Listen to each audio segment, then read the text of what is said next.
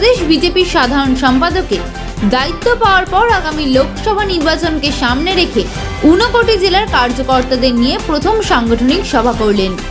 আগামী দিনে দলের সাংগঠনিক কর্মসূচি ও কর্মীদের ভূমিকা নিয়ে আলোচনা করা হয় এদিন। আমি ইতিমধ্যেই ত্রিপুরা প্রদেশ কমিটির সাধারণ সম্পাদক হিসেবে দায়িত্ব আমার উপর দেওয়া হয়েছে। আমি তার জন্য আমাদের সর্বভারতীয় সভাপতি মাননীয় শ্রী জেপি নাড্ডাজিকে আমি ধন্যবাদ জানাচ্ছি। আমি ধন্যবাদ জানাচ্ছি আমাদের রাজ্যের মাননীয় মুখ্যমন্ত্রী প্রফেসর ডক্টর মানিক শাহ মহোদয়কে। আমি ধন্যবাদ জানাচ্ছি আমাদের রাজ্যের রাজ্য সভাপতি শ্রদ্ধেয় রাজীব ভট্টাচার্য মহোদয়কে।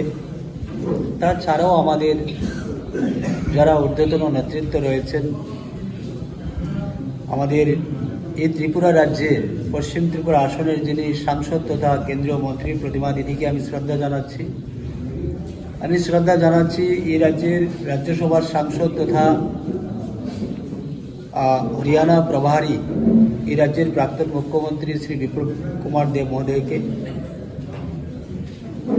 আমার উপর এই দায়িত্ব পাওয়ার জন্যে এবং আমি চেষ্টা করব আমার রাজনৈতিক জীবনে যেইভাবেই যখন যে দায়িত্ব এসছে নিষ্ঠা এবং সততা নিয়ে কাজ করার আগামী দিনেও আমি সেই চেষ্টা করব।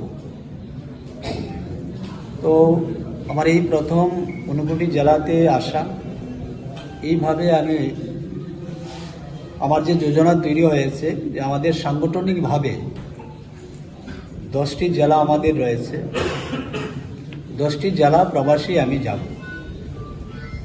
যেহেতু এই ঊনকোটি ডিস্ট্রিক্ট এটা আমার হোম ডিস্ট্রিক্ট, আমি গত 11 দিনই এসছি আমার এই ডিস্ট্রিক্টে। আগে আমি আগরতলাতে ছিলাম, যার কারণে আমাদের মাননীয় জেলা সভাপতি এবং যারা নেতৃত্বগণ যারা রয়েছেন ওনাদের ইচ্ছা অনুসারে আজকের এই সাংগঠনিক বৈঠকে আমি উপস্থিত হয়েছি।